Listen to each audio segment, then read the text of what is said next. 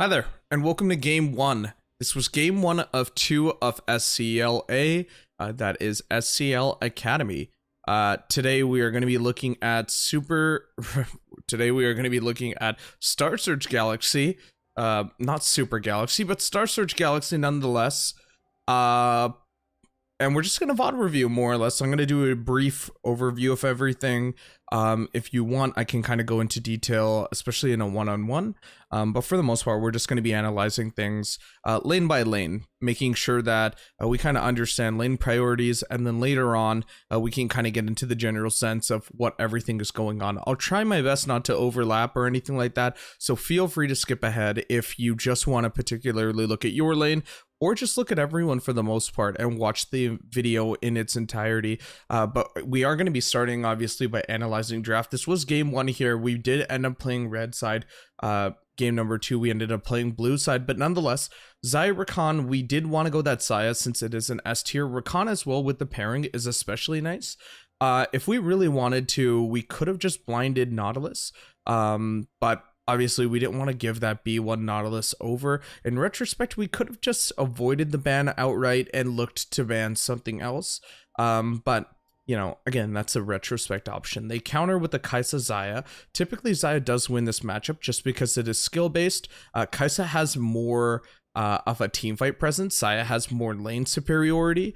With the Braum countering the Xayah Rakan is very nice too on this B3, simply because Xayah is unable to Featherstorm on top of the Braum ult, right? Once that Braum shield comes out, moving forward offensively, at least with that Featherstorm, now becomes a huge deterrent for this Xayah. Jarvan as this R3 pick, really good here. The only champion as of right now that can escape is essentially Braum, and that's simply because of his little tether jump that he would get. Lilia and Kai'Sa are going to be kind of bound within the confinements of the Cataclysm. Looking over the way now, after that second ban phase, Sejuani blind, perfectly fine here. Sejuani top blind, very good, especially with the melee pairing of Jarvan, really stacks the passive that Sejuani has on the permafrost. Now, Set being a counter, typically, you know, whenever there's a huge tank top, you want to kind of go this Brawler Bork Set build. We'll explore, obviously, whether or not this laner actually did this, but it does seem pretty good for now. They want to also go Karthus mid. Karthus mid is pretty punishable. Karthus mid, we could have just ran the Syndra or the Orianna into this. Truth be told, I'm not quite sure why we didn't. I believe it was just kind of a comfort pick, nonetheless, for the Swain R5. But typically, when we're looking at the confinements of like a Karthus mid, unless we want to go hyperscaling, which right now Galaxy's comp is, there's not necessarily like a huge threat early. Swain does counter it, but we also could have played Aurelion Sol on this patch. We also could have played Ahri. Ahri would have been incredibly good as well, following up fights, especially when Kai'Sa would have Predator Instinct, or Lilia is just trekking away. Ahri's especially good as well because she can essentially fight Karthus within the wave, whereas Swain doesn't really have that capability, right? After he throws out the E, it's incredibly hard to kind of gap close Karthus in lane, especially when Lilia is going to kind of focus you down. So the R5 Swain, kind of an iffy. Swain is a sustainable fighter, so we're going to see whether or not you were able to accomplish that today, but you know, when we're playing Swain, we want to make sure that we are playing up, or at least we are trying to kind of itemize correctly as well, right? When we have Jarvan, when we have Sejuani, Swain, these are champions that can go a multitude of items. You know, off the top of my head, Jarvan can go that healing reduction early. You typically don't want to go it against Dusk's comp right now. I actually would have opted in for a Black Cleaver start myself into a Radiant Dawn, just to give my team a little bit more zazz and a little bit more sustainability. But again, that has been draft, so we will now be moving on to the actual game itself. And like I said, we are going to be analyzing things on a lane to lane basis. So we are going to be starting off with top lane. We'll go top to support to end. And again, I'm going to be kind of analyzing this in the sense that, you know, anything goes really. So having a general understanding of what is exactly going on and things to that end for the most part. So we did end up going TP Ignite here for Chop Top. That being said, when you're playing this Ignite matchup, you really want to play aggressive. You want to be playing within any type of confined kind of smaller scale fights that you can, but even if you want to take heavy trades on that level 2 with the WE combo, it is really going to be nice for you because Set Atmos rather is just going to have the what am I saying? He's going to have the Q and the W being the shield. But you know, if we're able just to sidestep a little bit of that damage, we should be in a nice little spot. And again, like I'm just kind of reiterating here, the Ignite is going to be incredibly good for you just because you can apply that kill pressure. He also has kill pressure, but you'll be able to apply it a little bit more, especially if Jarvan is able to path towards top lane a little bit more aggressively. You'll have to forgive me, my writing instrument is not on the screen, so let's see if that's on right now. There we go. Or you know what, actually, I think it's because it's a little bit of a scuff thing.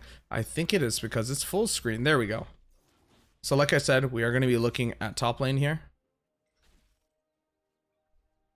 Ended up starting on that W start. That's very good. I actually would want you to move a little bit up here. So we're playing like really scared and really behind the wave, but Silas at this point is just starting Q. So even if he wants to go in for 2 auto trades, you're still going to be doing more damage, especially with the W, which is going to cast 2 stacks of your passive, and then you can follow that up with an auto. So realistically, if you are able to kind of W him, autoing twice more should not be anything kind of short of fully capable. Obviously, you're not going to be able to proc the E just yet, but even having those stacks is very, very valuable. And if you, and sorry if my mind is correcting me right now, I'm pretty sure that the stacks only apply when E is actually leveled up, but nonetheless, you're still getting a little bit more damage, right? And typically you don't want to really use W, especially into like these melee matchups early on the wave, because at most you're going to be using your little bit of mana and you're collectively going to be getting about 48 gold for 2 minions at this point, which doesn't seem like it's going to be a lot, but at the same time, for a mana dependent champion such as Sejuani, not going the tier, not having, you know, pots, not having this, not having that early is going to be really important for you later on when you're trying to spam all of these abilities and you're just not able to do it because your champion's so mana hungry. So I'm going to speed things up here for the remainder of the game, just kind of 2 speed here. Again, we need to be playing more aggressively and we need to be kind of moving up here to auto and then W need be, because look, we have level 2 advantage and then you just move back here. Not quite sure why we're moving back, especially since we would have the Ignite. We still have the kill threat, right? So you're playing at a W, which is going to be a little bit of range. Set literally has to walk up here, right? So we're just kind of playing into his own metric. We're not really playing to our strengths. And slowly but surely, we're also stacking this wave for him so that when he does W, it's just going to explode essentially. Oh, okay, actually, you went Q. I don't suggest going Q second. The reason why I don't want Q second here, I can assume that you wanted Q second just to be able to kind of leave the lane if Lilia showed up or if there was kind of a lot going on here, but you want to have that E second so that you're applying that passive, right? So you're going to be able to just stack the passive if he walks up, and that's exactly why we have the Ignite. Yeah, Q doesn't really do anything for us unless we're constantly queuing into him, which again, you're not really doing because you're playing at a distance.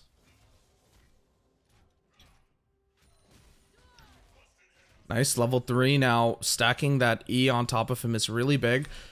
So essentially, we just kind of just let him just free W there. I'm not quite sure why. Yeah, I'm not really sure why we're just... Try moving. You're walking in a very linear, straight path. Try walking around to the side. So watch this. He's going to walk up to W in a second. And we're just running to the side. Even if you can kind of move to the outer edge, it's a lot better for you. And now we're moving over here. And again, we're going to analyze everything later for team fights. But for now, like, this is a really bad fight because we know that mid is missing. And then we know that Lilia has the move. I think that just for the sake of just leaving, you shouldn't have even committed to this, and you should have backed up the second that we saw Lilia there. Lilia is obviously going to be able to kill Jarvan fairly easily, especially if he had already commented that he combo dumped on top of the scuttle. And so we're just running to play catch up for no apparent reason.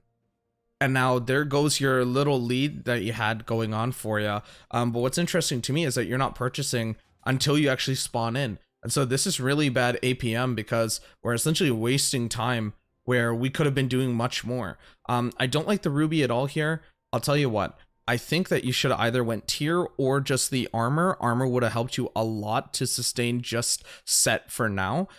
Just kind of going into a little bit more of sustainability. The Ruby Crystal is fine if you want to go Sunfire, but if you really wanted to just kind of spam your abilities and get start building into your serfs or into your tier item rather, especially early, it would have been really, really, really beneficial for you. Again, we're just wasting W, and now you're actually just jumping into the minion wave, which now you have to spend another 1/5 of your mana bar for no apparent reason other than to like walk up and auto one minion.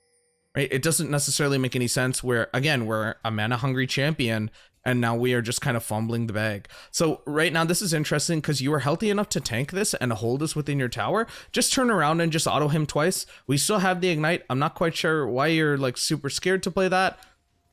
We're playing Sedge because she's so dominant into some of these characters who are able to just kind of melee.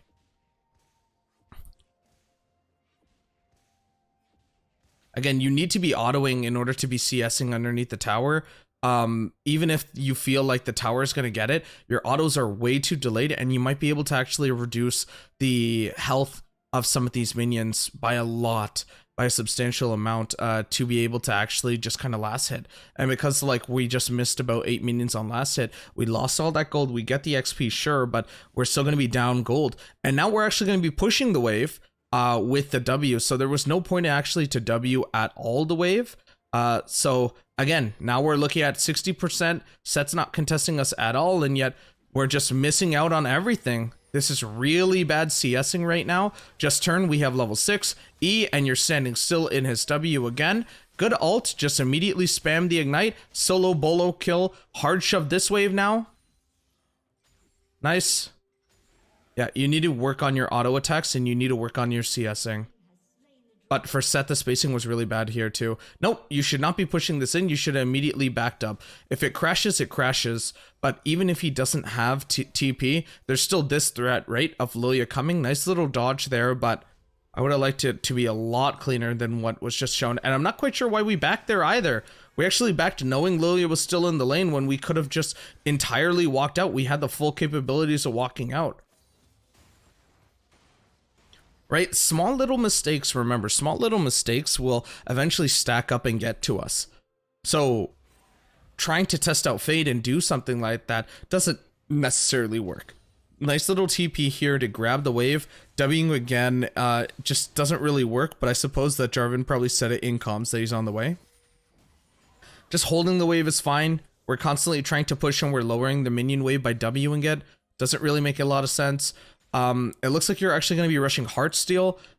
You typically don't want to be going, tank into a Bruiser. You typically want to go something like Sunfire into these matchups, just because then you can have a little bit of extra damage on the minion wave. Not obviously so much that you're going to be perma pushing it, but just enough that you could also impact Set here in this matchup. Sunfire would have been great here. But instead we are going to be going with the Giant's Belt and some boots.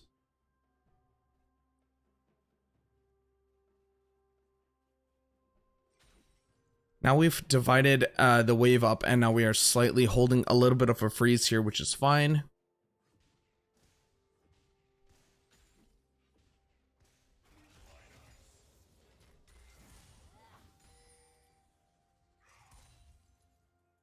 You will easily be able to go in and kill him again when you have Ignite up, so if you just want to kind of start prepping the wave, this is really good to do.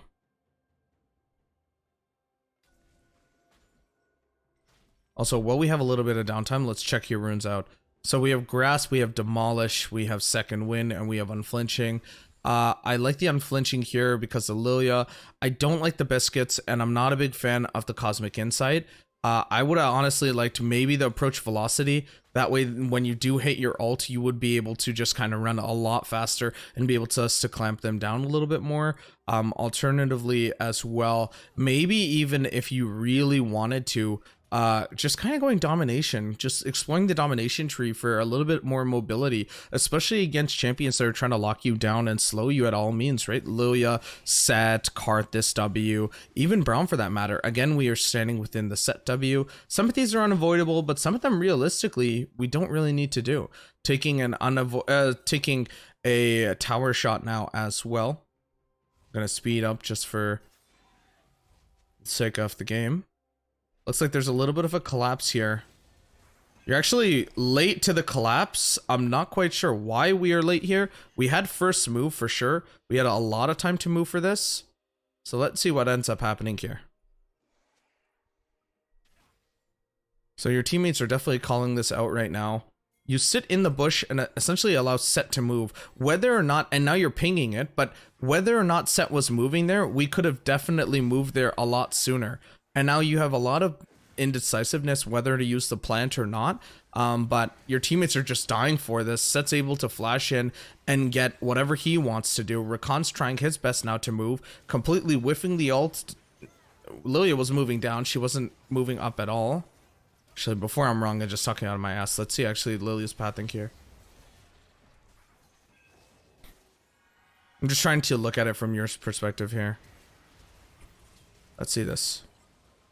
Okay, yeah, you got juked out a little, but I can see what you thought was going to happen there. That's fine. Okay. Okay, nice little cleanup. Could have been a lot better. This is a perfect time where, you know, Set just literally died. You can easily shove out this huge wave top, right? There's no reason for us to be backing. There's no kill threat of Karthus or Lilia or anyone else moving. We already saw Kai'Sa on bot wave, and essentially we're just letting this wave top lane crash. Now we do go to Sunfire, but it's a little bit later in the game, which is okay, but typically you want something like that early.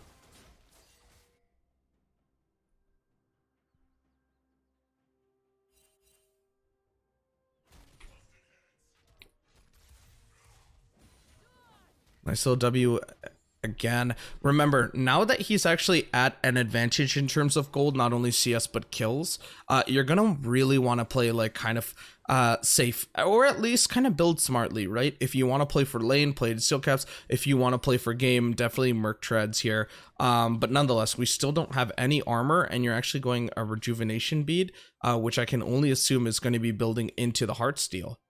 It would probably be better just to build the Sunfire outright early, especially since it's going to be giving you that armor. Nice. Autoing, Eing. Again, we're standing still within the W when we could have just ran diagonally upwards. You still do have the ult, so you don't necessarily need to give this entire thing up. You also have W, but you're not using W on the wave. Nice little W. It's a little bit later than I would have liked, but that's fine nonetheless. And then I'm punishing you for it. Yeah, I definitely think that you should be using your spells a lot more. It seems like you're incredibly, like, cautious to use spells, right? But regardless, when we have kind of free opportunities to CS there, you know, we kind of need to be using them, especially that W. It doesn't really mean much, I guess, in the grand scope of things since they ended up heralding, but nonetheless, right? Wing for the sake of taking out the wave so that the dive is a lot harder to do before Herald spawns is obviously the better play. And again, we're going to be pushing into him rather than holding a freeze. We no longer have a tower to ourselves, so this lane is incredibly hard to play, especially if we are going to be pushing. So I would actually like to freeze closer to your tier 2.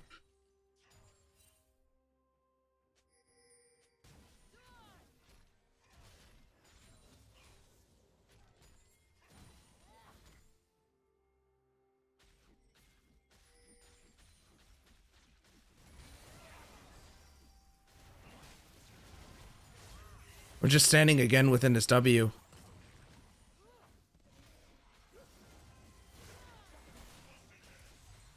Again, standing within this W. That's a pretty bad W yourself. He flashes and now he's out. Yep. All it takes is one bad ability and then they're out like that, right?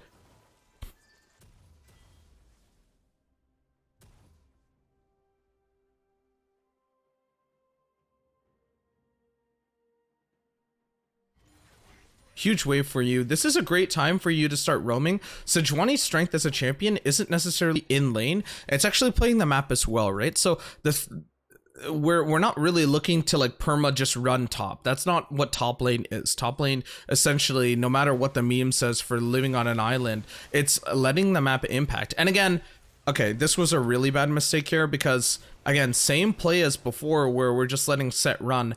We have first move, and yet we are not just running down to Herald. You actually wanted to tend to this wave here, which doesn't make any sense because this is an extremely greedy play. 25 gold per minion here times 6. So we're looking at maybe about 140, 150 gold net, okay? That doesn't mean as much as securing an objective, and it sure doesn't mean as much as denying set the capabilities of impacting a fight here. And so it's incredibly just kind of troll here to be folding consistently with set. Like we're just essentially letting him do whatever he wants, right? So whether or not we're playing Sejuani, which is a huge prio pick into this comp or not, we're not playing with the team, we're not playing with a Jarvan. Remember, that's why we're playing Sejuani. We want to get the stack off with the E. We want to be able to have Jarvan just more or less get some free picks. You even for the sake of getting free picks when you're Eing. But we're just not doing it, and we're not consistently hitting our marks when we need to. Again, we're walking kind of scaredly underneath. You have ult. You could have used ult a lot sooner. Let's watch this again. Oh, the actual game died. You'll have to give me a second. Mid replay, it died. Interesting. All right, where were we? We were about maybe right here.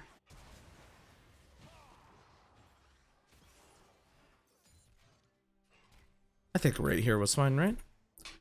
All right, back at it again.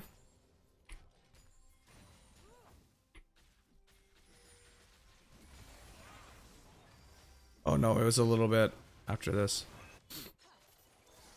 Yeah, it was right here. All right, let's see this entirety. Okay, so we're not walking up to W, we're not ulting him as he's prepping his Q, which is an audible Q, we're not doing that. Then you're trying to do a fadeaway here.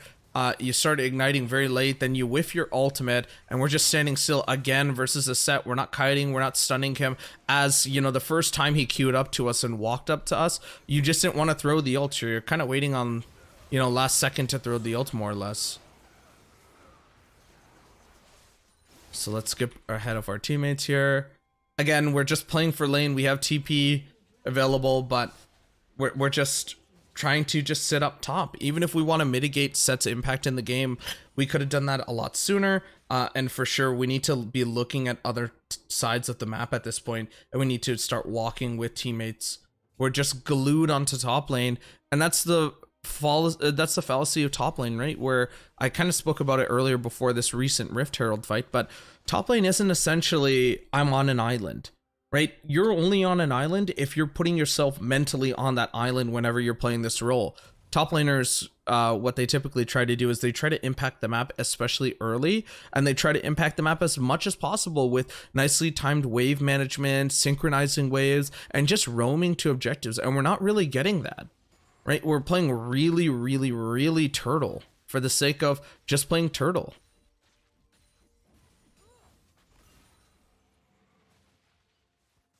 Yeah, now we have the Heartsteel and we have the Sunfire, but neither really matter in the grand scope of things because we're still not fighting with the team. So just like this, right? I'm not sure if this was miscommunication or what, but Jarvan goes in and Sejuani is sitting there where some kind of ult might have helped. And look, you even do ult, but you do it incredibly late and on the Braum. It's just a visual bug for your ult on the sidebar here, but look, you're still away from Jarvan.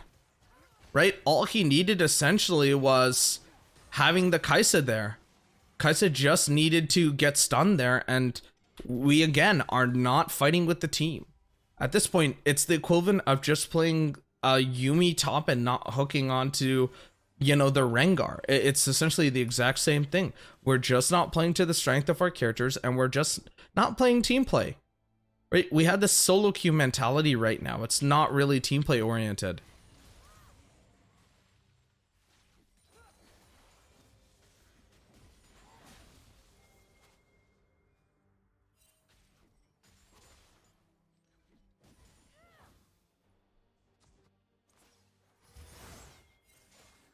just skipping ahead here because it's just mostly farming.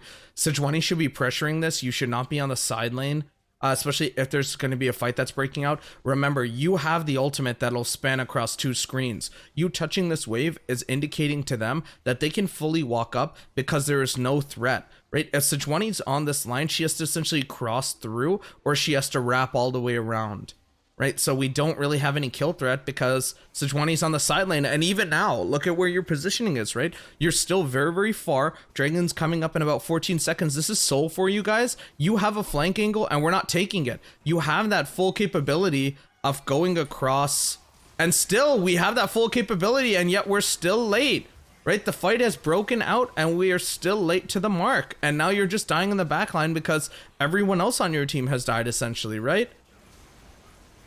And that's not so much a thing that like a VOD review can easily say, oh, this is gonna, you know, help this. That's a mentality thing. That's a micro thing as well. Knowing your champion's micro, knowing your role's micro. You need to be able to walk up and you need to make sure that you understand your role on the team, right? You're not playing a squishy Quinn or something like that, or even, you know, a squishy, you know, God knows what, a Janna top or something.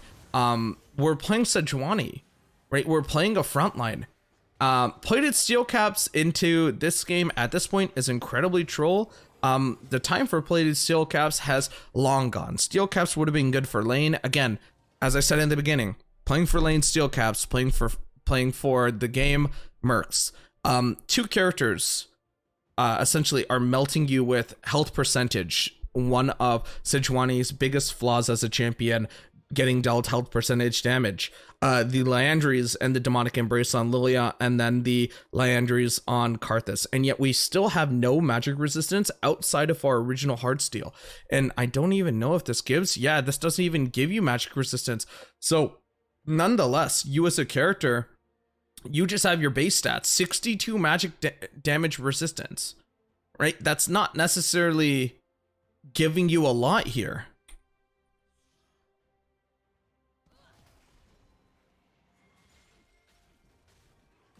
And again, we're not really playing for team fights. We're not really threatening anything. We have TP, sure, but at this point, we don't need Sejuani on the split. Sejuani split is incredibly weak. Whether or not you wanted to take Demonic, you need to be playing for team.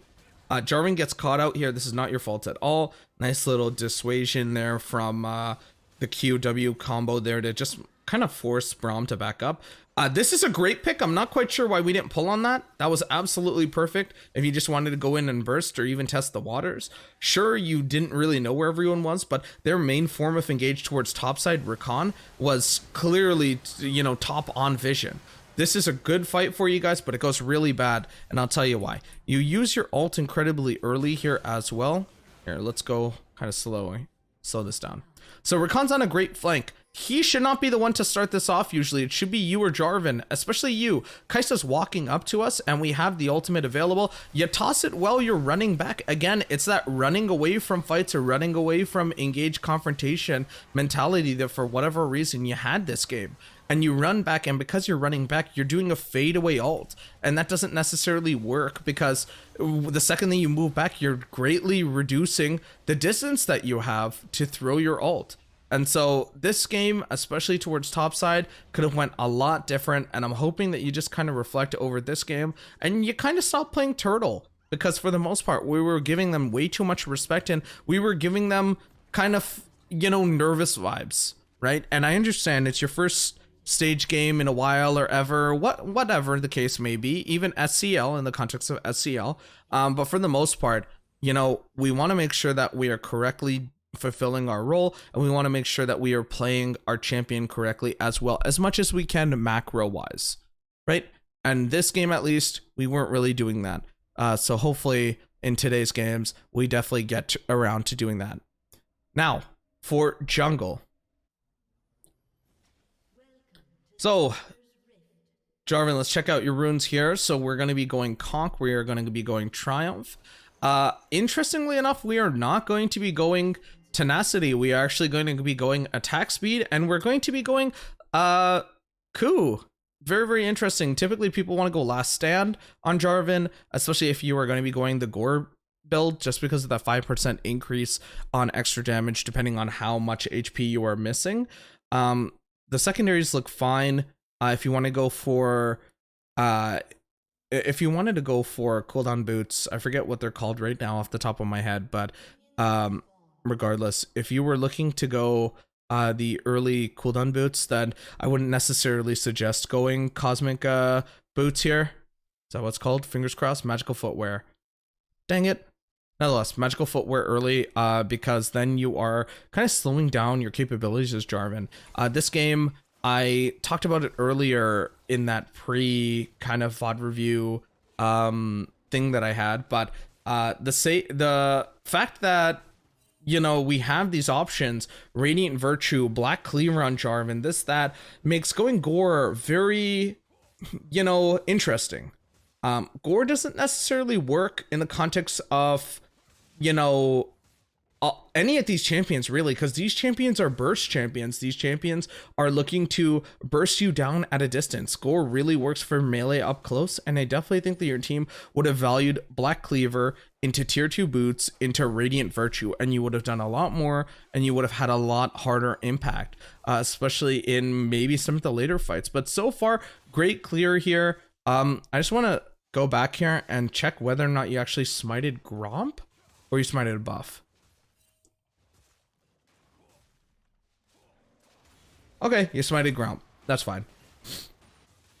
I just wanted to check because sometimes junglers, for whatever reason, like to smite first buff, even if they're getting leashed. But this is fine.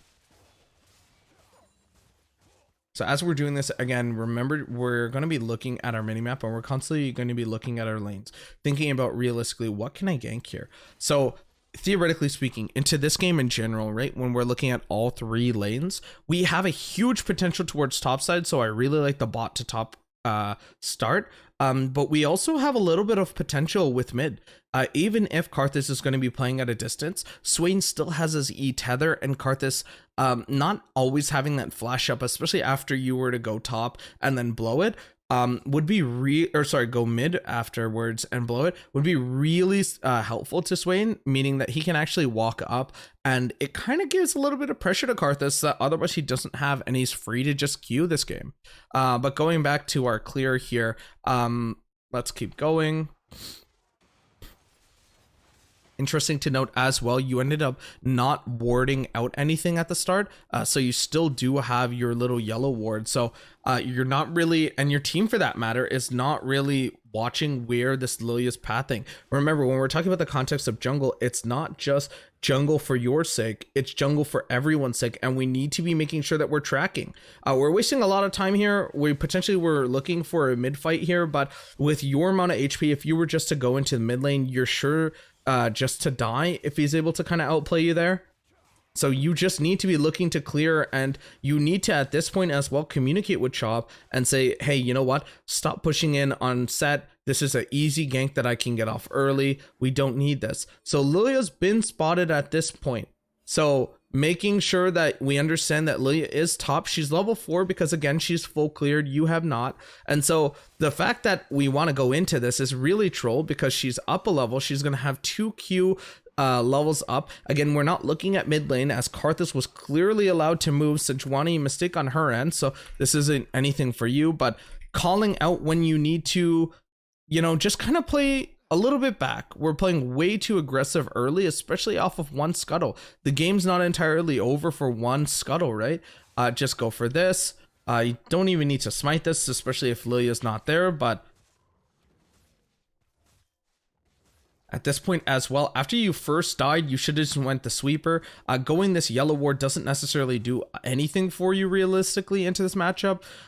Just because, you know, your main objective as Jarvan is supposed to be entering on fights, supposed to be entering on lanes, but you're not able to do so if they have a vision line, right? We're not sweeping. There's no one on your team who is able to deny vision right now. And so that blue ward, that ward over here now by your Raptors, any type of ward essentially that can view you and see where you're coming from, it's extremely beneficial to them, and it's not going to allow you nor your teammates to actually be set up for proper success. And your whole champion, again, is coming out of the shadow, coming out of, you know, God knows where with the EQ combo, and then landing it.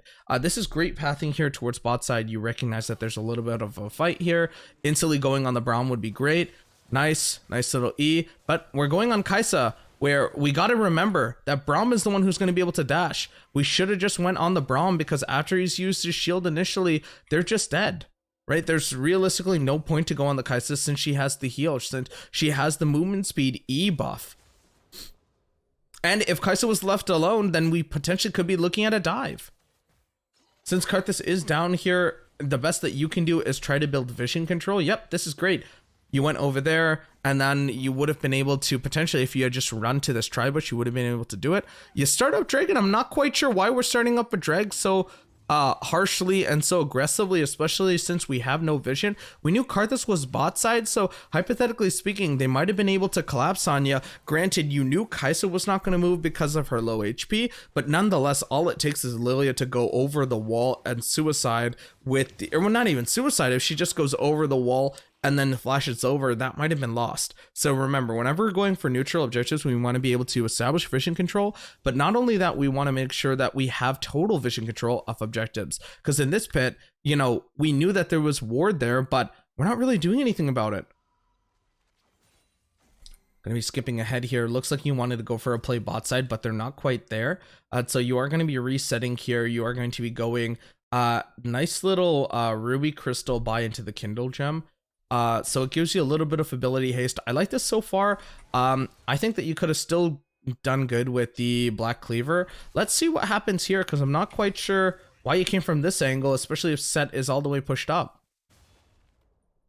Right, so we're gonna speed up a little. Yeah, and Set's pushed up, and so realistically, whether or not he has a ward in the river, he is still dead at this point if you wanted to run. And so you're ganking here, but this is a very, very bad angle to gank, because you're ganking essentially running at him at a diagonal line. Sejuani has to move, and so you could have just went behind him, and you knew already, since Sejuani had called out earlier by when you went for the Rift Herald play or the Scuttle play or whatever it was, that he has no flash. And so we essentially just let the Set run, even if he were to ult us backwards, right? Sejuani has the potential to catch up with the Q, has the potential to stun up with the R, or even allow us to play the lane a little bit easier with us stacking the E.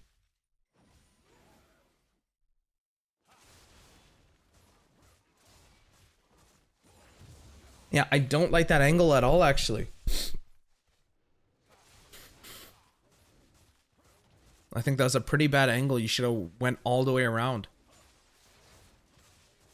And again, we're down considerable amounts of CS because you skipped the Krugs on the initial play, and ever since then you've been looking for plays, but you're just not able to do them. You need to have a nice healthy mix of clearing and going for your camps, because look, on your bot side you have 12 CS potential, right? So all 3 camps would equal 12, and so you are essentially not able to do anything in this context, because even with the 12 you're going to be at 55, and she's soaking lane XP, something that you're not. And we knew that bot lane had no flashes at this point. We knew top lane had no flashes, and yet we are still playing towards the top side of the map. So Jarvan now running down here again, no sweeper, so we fully have no idea whether or not they understand we're here in the bot lane. It should not be up to Rakan, right? Vision control is not just up to the support, it's a team effort. And so essentially we're just not contributing anything right now. And so again, we're teeter-tottering towards top side. Let's see how much gold you have. You have 1k gold that you could have backed with and spent at this point, especially if you wanted to go the early gore drinker or whatever you ended up going this game. If you wanted to end up going gore, you could have went that 875 pickaxe plus 75 on the control award, which would have brought you up to 950 plus a health pot, would have been that equal 1,000. Let's assume that you didn't have this extra buffer 21, or let's assume that you didn't have that extra 75. 875 when you were 900 gold off of clearing all of top camps would have been more than enough. But essentially we're just holding on to our gold here and hoarding it, right? We're losing out on CS, we're losing out on pressure, and we're losing out on vision, and we're not helping the cause at all. Unfortunate situation, you weren't able to smite there, but Again, what are we expecting here from walking into this? Let's see this fight. It's in its entirety. Lilia is freely on this ward for Kingdom Come. She's been CSing this for a while. I'm not quite sure why Swain W'd that, but nonetheless, let's see how this works out. So we're gonna go fully commit into this. This seems like an okay fight. Top lane's able to move, unfortunately, first, so you end up dying. Not much you could have done there.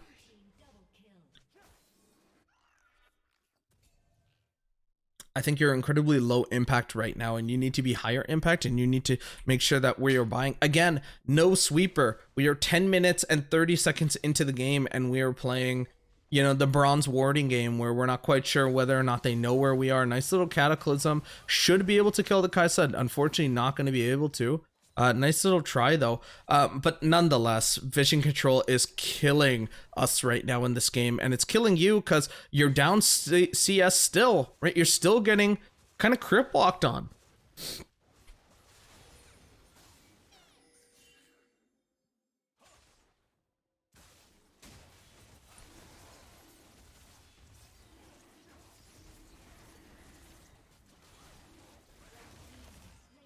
Nice little dragon call, especially since we did end up seeing Lilia towards topside on the wraps. Again, 2 camps here that you could be completing. 8 CS would have added to your 54 total, would have brought that up to 62. This is nowhere near where we want to be at 12 minutes. We should ideally be at that 80 mark, but nonetheless, we are skipping out on camps galore, and we are still not playing the vision game. I just noticed as well, when you backed, you actually fully bought out Iron Spike Whip. So what was stopping you from buying Pickaxe, right? Even if we get a little bit of extra damage, that's still extra damage that we could have used. Or not even if you want to talk about it in the context of we, that you could have used.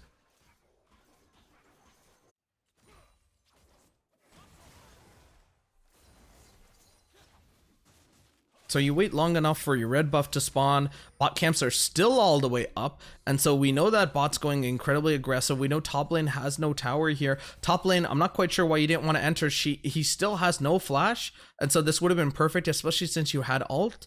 It seems like we're like playing eco right now with our abilities, right? Where we are holding on to things for no apparent reason. Nice little ult there, trying to get things started. If you just continue that. Unfortunate situation where you're just going to die anyways. But when you're going for this aggressive play, you need to think about where your bot lane is, right? Like, look at this. So after he flashes, you should have called it off because you have no idea where Lilia is due to lack of vision. You just now bought Sweeper 14 minutes into the game. And look at where their bot lane is. Their bot lane is going to be able to move faster and harder than yours. Your Rakan isn't even lane. He's towards top side for the most part when this is happening, or he's backed. Overall, I think really bad call. And it's that tunnel mentality, right? Where we're tunnel visioning for no apparent reason.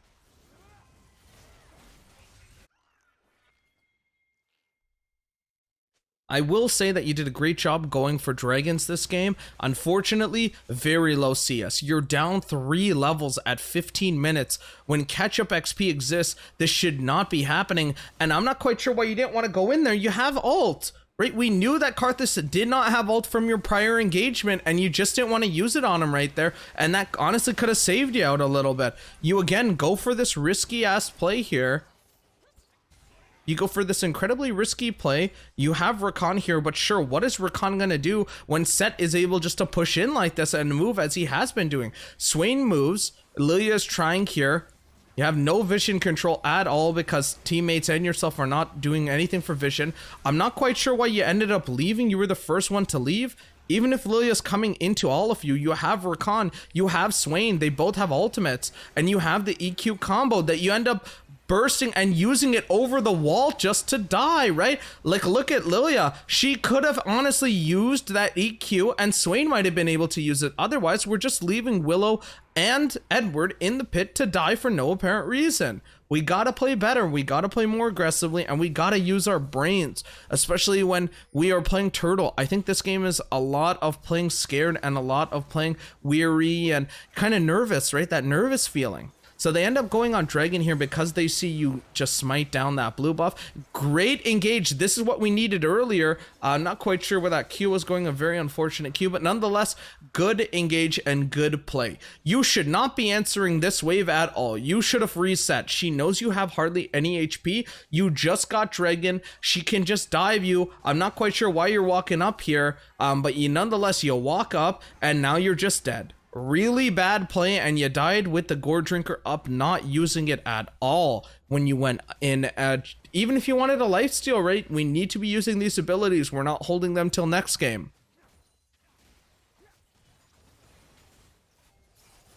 Just gonna be waiting for you to respawn here.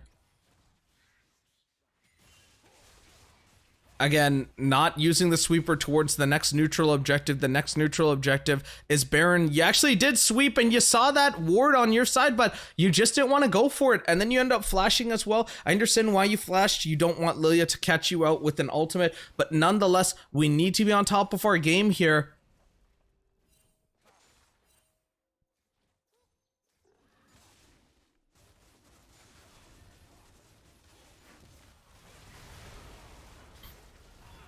Let's see what happens here. So there's a little bit of a play here. You can EQ over the wall, which you do. Nice little Cataclysm. Unfortunately, she just ults the second that you do it, so that's not even your bad. Sejuani's just watching you die, essentially, and then she feels like she wants the ult. Very unfortunate stuff, but not your fault at all. Sometimes as well, you gotta like understand that you can't really impact the map all as much as you want. You're now holding 800 gold again. We're not buying when we're dead. You're actually gonna wait till you're alive or what to buy? Yeah, we waited till we were alive. I'm not quite sure why. When we're at a loss, by the way, like this, 2 and 6 on the Jarvan, we need to be building defensive items. And especially since like we have the Kaisa who is up and who is pretty much like our carry designate this game, and so we need to be building smart, or sorry, the Xayah rather, and we need to be building around her, and we need to be building smart. That's why I said Black Cleaver or that Radiant Virtue Rush. A lot of people really like the Radiant Virtue on the Jarvan, especially if you're going to be taking these fights, especially if you were going to be playing into their comp and playing risky as you have been. Radiant Virtue gives you a lot of sustainability, and it also allows your teammates to get a lot of sustainability that Jarvan otherwise does not have. The Merc Boots, I really like them here. I wish you just went a little bit more defensive. You don't need more damage, and you definitely don't need those 2 long swords. Could have just went with Ruby Crystals, and you would have had a little bit more HP than you currently do. And Vision Control is the name of the game. 22 vision score at 22 minutes is horrible and unacceptable. At 10 minutes, our vision score should be close to 30. At 20 minutes, our vision score at jungle should be close to 50 or 60. There is no way around it, right? That means that we are placing wards, destroying wards, or helping, teammates do either of those. There is no conceivable way that our vision is this bad, and not even that is this close to mid and AD. Those 2 roles should not be worrying about vision control as much as jungle and support, and for the most part right now, 1 vision score a minute is absolutely atrocious. I know that we're going to be looking at Lilia's as well, and 17, horrible as well. We need to definitely get up our vision control game.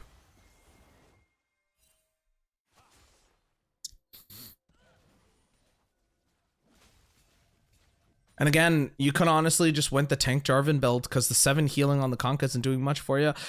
I don't understand why we went the attack speed on the Jarvan either. You have 83% additional resources for attack speed, but it's looking very dire because your returns on some of these sums just don't make any sense. We could have went the Aftershock if we wanted to play frontline Jarvan. We could have went any other type of Jarvan build. Essentially, we could have just went Phased Rush or Aftershock if we wanted just to do follow-up fighting. But we're essentially just allowing them to walk through in our jungle. We're not looking dynamically as Jarvan, as Sejuani. We're looking for these opportunities where we can get flanks. We're not trying to approach them. This is a perfect time to EQ. I'll take the ult nonetheless. EQing in the back would have been really good here, but I understand as well helping your team out. You're still holding on to your smite. You could easily smite Lilia here to reduce the movement speed. Remember, smites are not just for smiting and taking objectives. It's also to make sure that opponents get kind of slowed down or routed in wherever they're trying to go. I'll speed this up here for you.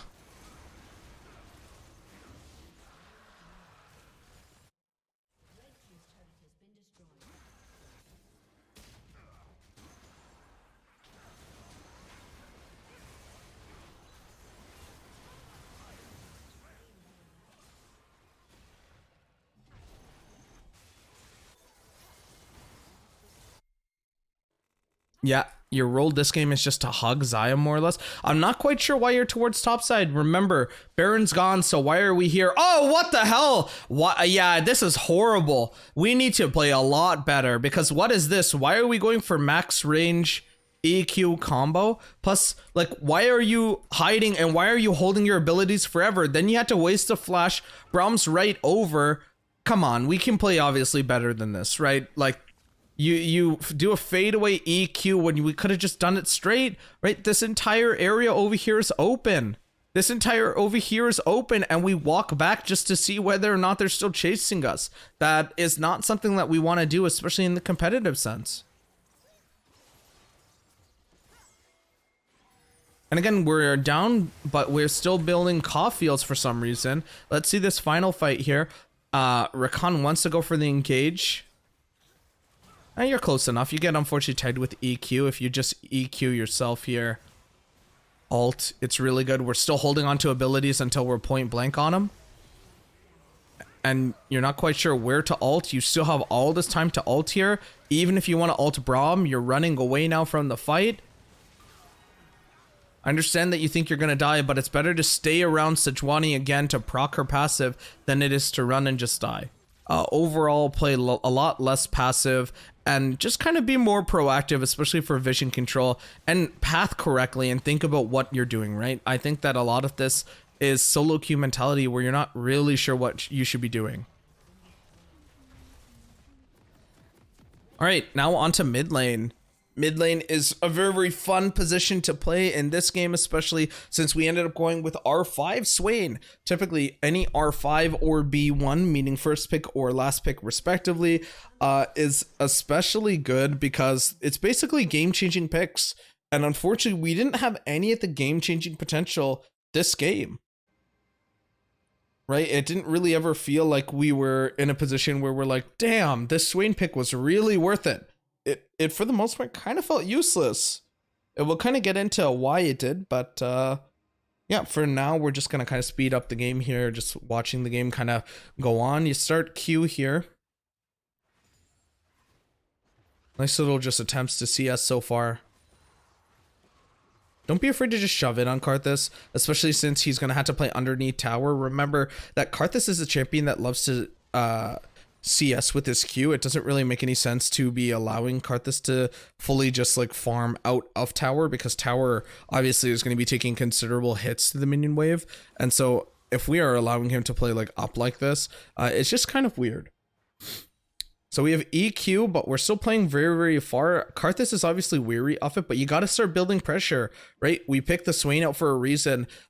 We got to start building pressure and you got to start shoving in a little. There's really no point here to be allowing this to shove into you unless we wanted to go for an early gank. Yeah, the only reason why you would ever want to like hold the wave here for Karthus is early gank potential, but nonetheless, we're going to be still doing a dodgerama. So far, CSing very, very well. It's not perfect CS by any means, but it gets the job done.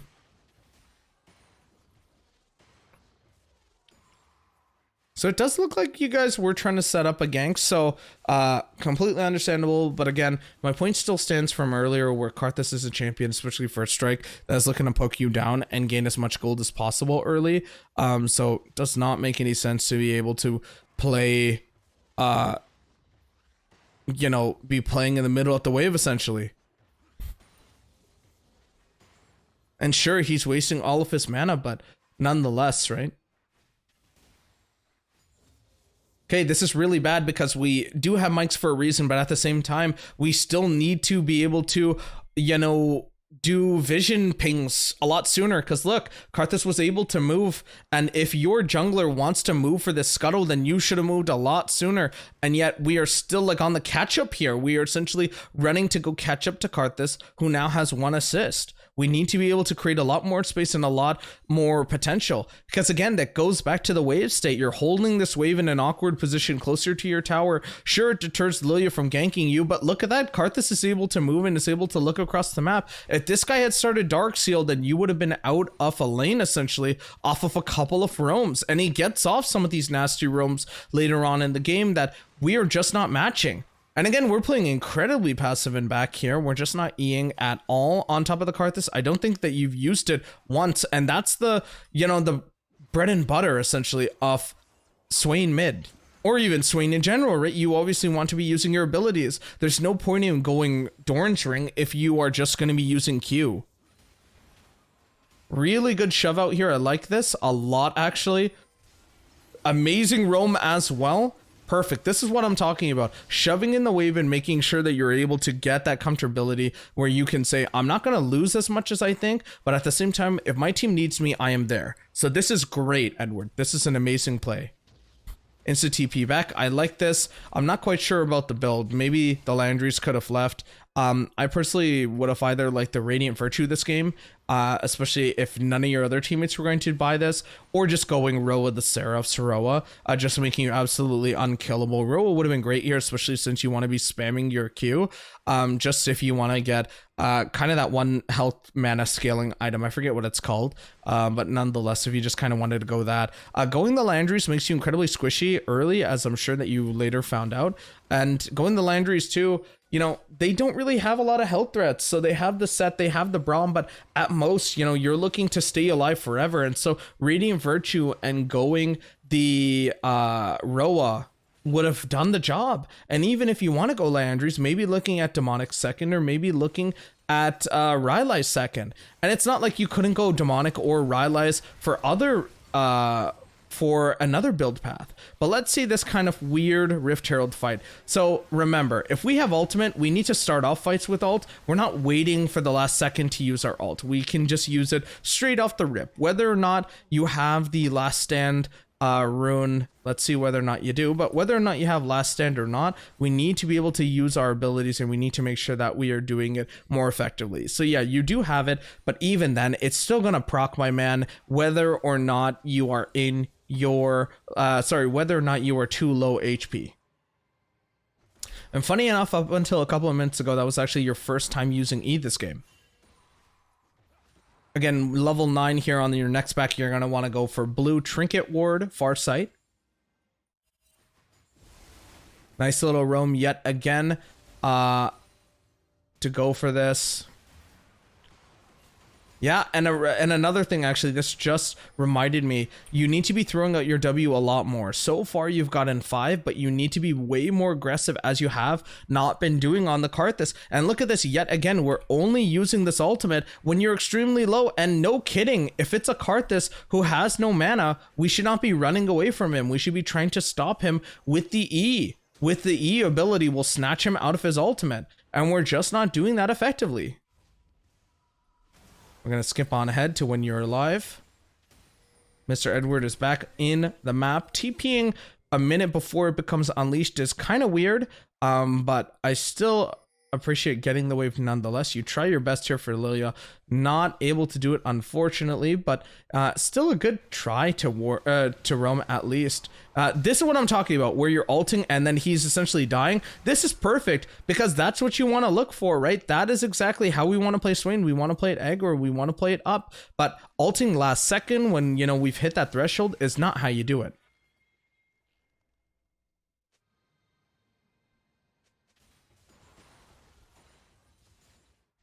Now let's see this. So you're trying to shove out the wave here. This is still fine. If there's no tower, you essentially can try going bot here. Nice little Herald pick here as well. So that E should have been a lot sooner. So let's see this. Let's break it down. So we use E very last second, and it's not like you didn't have it. Right? Let's see. You're holding on to E still, holding on to E, holding on to E. right? We're not getting awards for holding onto her abilities for next game, right? She just walks up fully, and it's just Rakan who can stop her, but he's not able to do that at all. And you ult trying to hold on to this as much as possible, but you end up flashing out of the pit, unfortunately. So Rakan now is going to die. If you just wanted to kind of communicate that a lot better to Rakan, Willow would not have had to die just by himself. Gonna wait 20 seconds here for your respawn timer.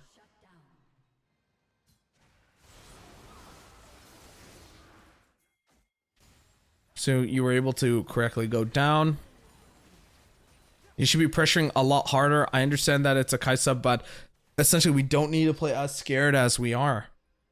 Right? And still, look, you are incredibly squishy because this Landry build. You don't have the HP that you'd want at all, and your ult essentially is not going to be effective at all either.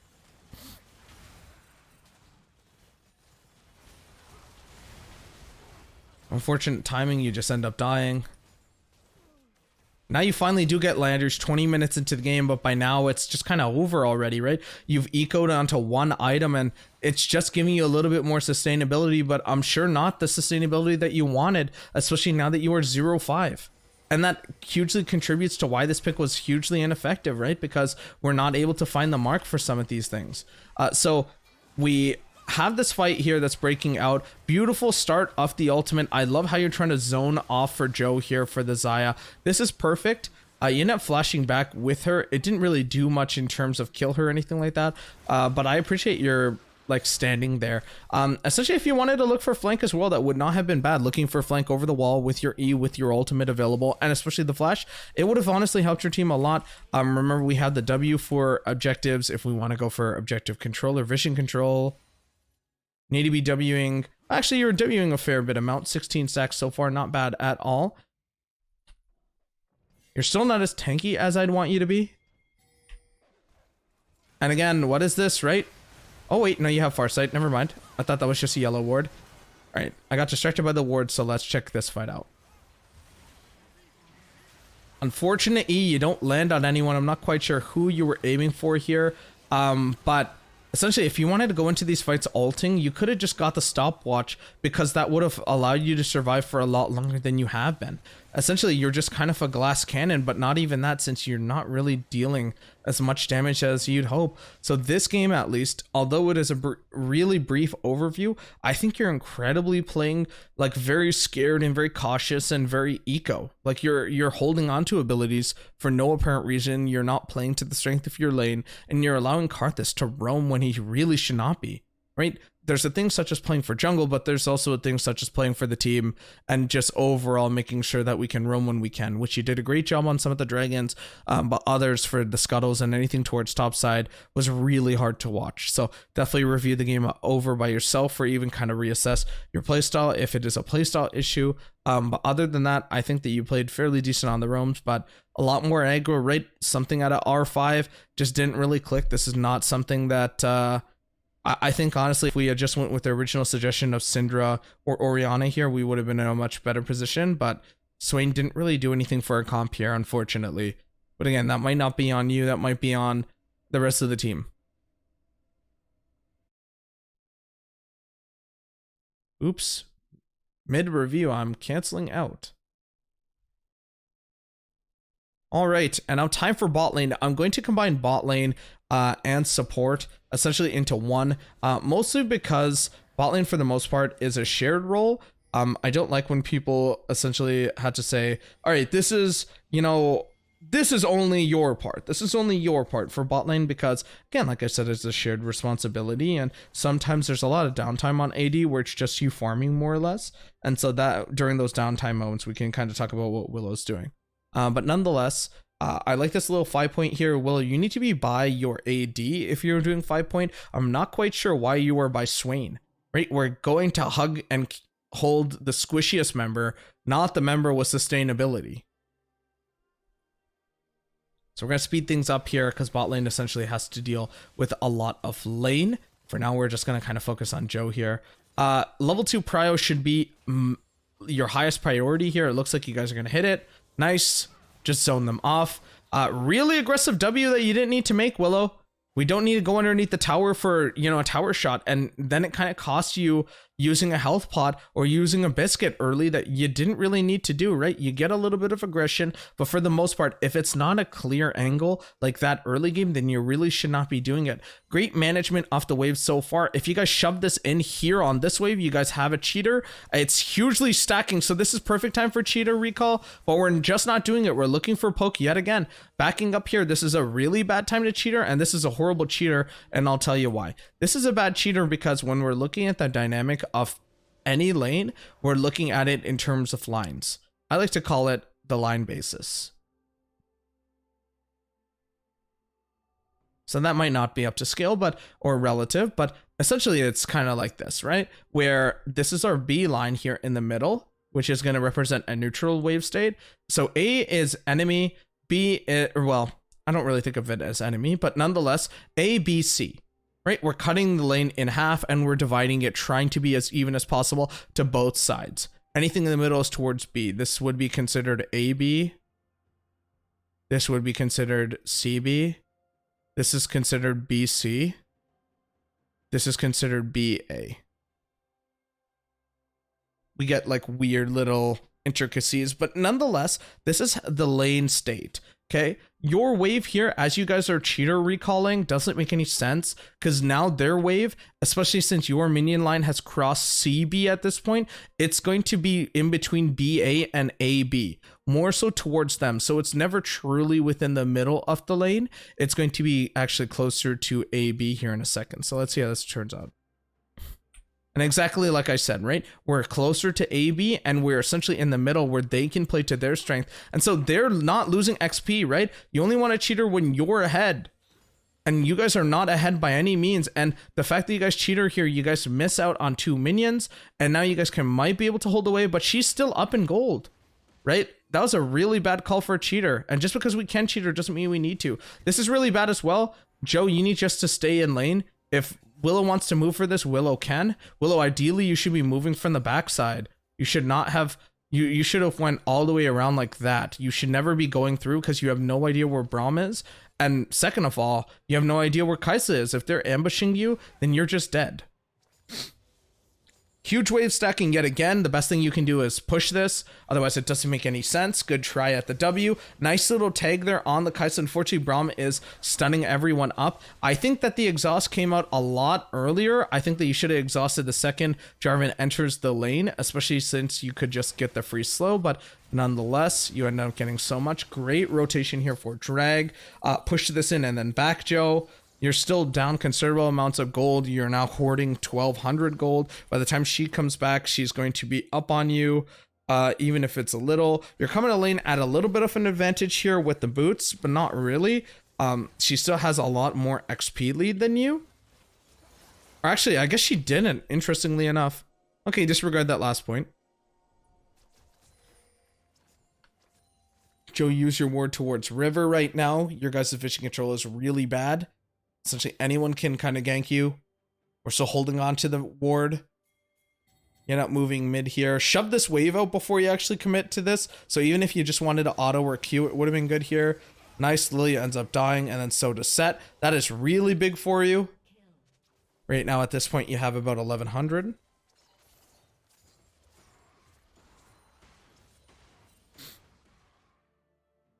But again, as we roamed for that, Kaisa's still trying to get some plates here, so it's not the best. You didn't really need to flash Willow. I'm not quite sure why you did that. Let's see. So, I think you just would have been able just to W. Right? We're trying to go for like the montage plays, but it doesn't... Yeah, you would have just been able to W. You need to have more faith in Joe getting the stun on the QWE combo.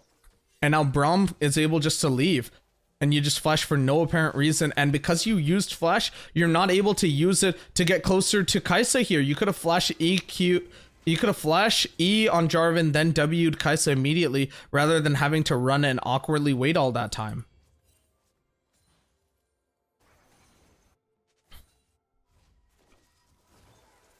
Okay, this is an okay back here. The wave's gonna shove. Joe can back with you. Good start. Joe, I think you should have went Kraken, not Gale. I understand why you wouldn't want to go Kraken this game, just because Gale's going to give you a lot more jump out of set alts, kind of run away from Lilia, run away from the Braum engage, but at the same time, your comp needs a tank killer, and Kraken would have just ripped through everyone, essentially. The Braum, the the Kaisa, for God's sakes, the set. And because you're so far ahead right now in terms of KP, in terms of just overall pocket goal, let's see, 4,000 to 38. Yeah, Kraken would have been such a good pick for you, because you're not really getting a lot out of Gale this game, especially since you don't really have a reason to Gale forward for that aggressiveness. If you want to go in on anyone for that matter, if you were going to be Galing forward, you're kind of committing.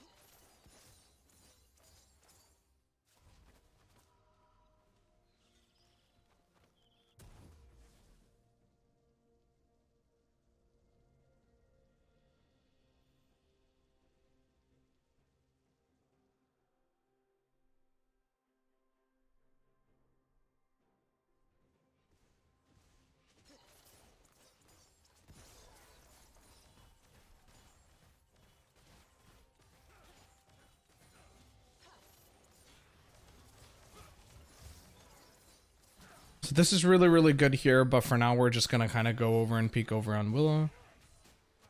This roam is very aggressive, especially since the wave is going to kind of be shoving in on Joe. They can dive Joe here, even if he is or even if he is Xayah. That doesn't necessarily mean that he's entirely safe. So Rakan being up here for an extended period is really very scary here. I'm going to break this down very slowly here. So Lilia's walking up. We can just pop ultimate. We don't need to wait on the W. You should have just ulted her immediately, and then you W'd so that you could just stun her in place. But instead, she's able just to walk in, and now you have to forcibly use ult awkwardly enough, and you're just running around. They don't get charmed twice. They only get charmed once.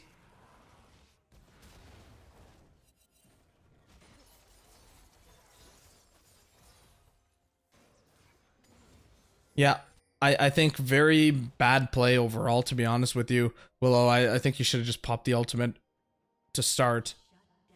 Oh, and then you grabbed Herald as well. Okay, this is another instance of kind of being scared to go in. This is really good, though. Exhaust should not be on Braum. Exhaust should be on Lilia. I'm not quite sure why we're exhausting the Braum, who's already dead. The W as well, just save it for when she goes in on Kaisa. You don't need to try to predict where she's going to move. We have Herald. We can easily put this thing mid right now. Just shove mid here. Perfect. Again, vision control needs to be up 29, 30 at 18 is pretty bad. Needs to be somewhere closer to the 50-40 range. We need to be placing our wards here. Nice, you're sitting on 2 normal wards here as well. We had all that pressure. We know it's set bot, and we're still not getting try for some reason warded. Nice. Just go more aggro on the set. It's just set towards topside. They have a neutral objective spawning in a second with the Herald. Or, sorry, with the Baron. They're not going to be looking for this. And again, this is that lack of vision piece that I'm talking about, right? Where we're not really having the vision control that we want. Bad W in general. Q, you're running away from the Xayah despite having the heal here. Nice little Gale from Joe there. Joe, see what I mean though? The Kraken would have definitely helped you out a lot more than you had the chance to. No E available, so unfortunately Joe just ends up dying.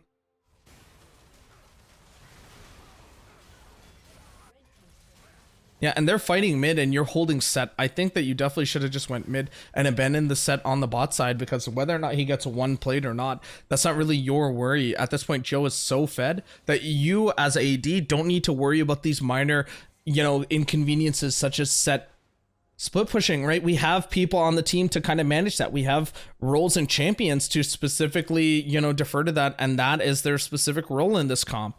That is not the role of Gale Forsyth, who is supposed to be stacking and getting as much gold as possible. That is definitely not the role of, Rakan to be sitting there as well, holding her hand, trying to get that. No Radiant Virtue at all on the Rakan as well. I don't know how much I like the Shirellia. Sure, you're using the Shirellia to run away from the Lilia and the Braum engages, but at the same time, if they want to get to you, they're going to get to you, because the Lilia ult is still going to go off, right? And when you do start and engage with your ultimate, your Radiant Virtue could be proccing and giving you that sustainability that you obviously do need. And this is really bad here, because you're just burning down for a ward that really didn't need to happen there. Beautiful W ultimate, you do get it off, but unfortunately, again, you just die. And so you need to kind of be weary of how much gold or how much HP rather you're actually losing. Navori's second here, pretty good. Again, I think you are unkillable here this game if you go Kraken, Navori, BT. BT just for the sustainability essentially versus everyone, especially if you had overheal. Let's see if you had overheal this game. No, you had presence. I think you should have taken overheal. Overheal is incredibly broken right now. Good try. Again, it's not really good up to you guys to do this, but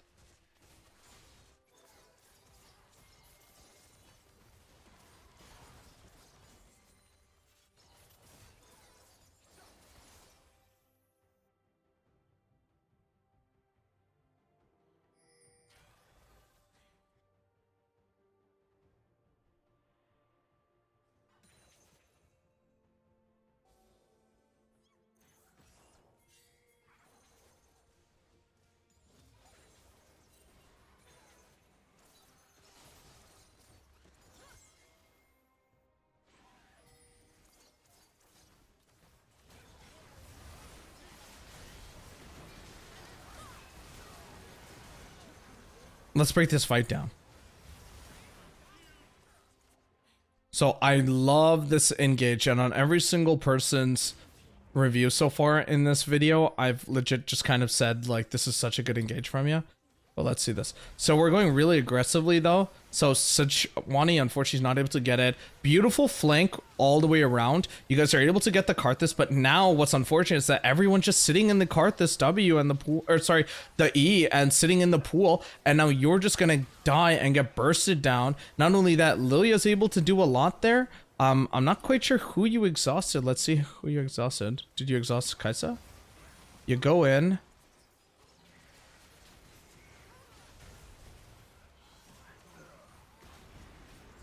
Again, we're exhausting Braum. Why are we exhausting Braum? Braum is not the priority, right? And I definitely think that you use that a lot sooner than you should have, Joe. You used your ultimate really soon, and you're just trying to stun them, I guess, but you could have used it to dodge out on the Karthusar. Right? These are little mistakes that are adding up, and vision control too. This is really good though. You end up getting 60 by 26. Should have been about 80 at this point. 80, 90. And unfortunately, that is the game. So best suggestion for the both of you is just talking about whose priority is it to deal with split pushers sometimes. And definitely kind of the itemization. You know, the Shirellia didn't really help at all. Vision control as well is a big thing. You guys had great roams, but because of your roams, Kaisa was able to get back into the game. Right? Because we're arriving either late or we're arriving first, and she's sitting in her wave or sitting in the lane just soaking up all this XP and gold, or alternatively, she's there to clean up, right? And we're not taking the cleanest of fights, or we're just not using our abilities, because there were plenty of times where you could have just ulted, especially towards that top Herald fight, and you're just sitting on it, or we're just taking random turret shots. I don't even want to talk about that Fiesta top lane where, you know, we're running around, no, and I think you're trying way too hard to predict where they're going to go with the W, rather than just putting them in the middle. Don't look for them on the edge of the Rakan W, look for them in the middle of it. But yeah, I think that's going to conclude this recording for now. Hopefully everyone just kind of got a little bit of points here and there in terms of what to work on. I know it's a huge general critique, so it's not going to specifically tell you what to do, but at the end of the day, I'm not able to control your mouse for you, right? These are just general macro mistakes that we noticed, and if these are reoccurring issues, then I'll definitely let you know, but don't take anything to heart that was said in this video. Just look at it as a means of improvement, and I think everyone can improve, myself included. But yeah, looking forward to later games for sure.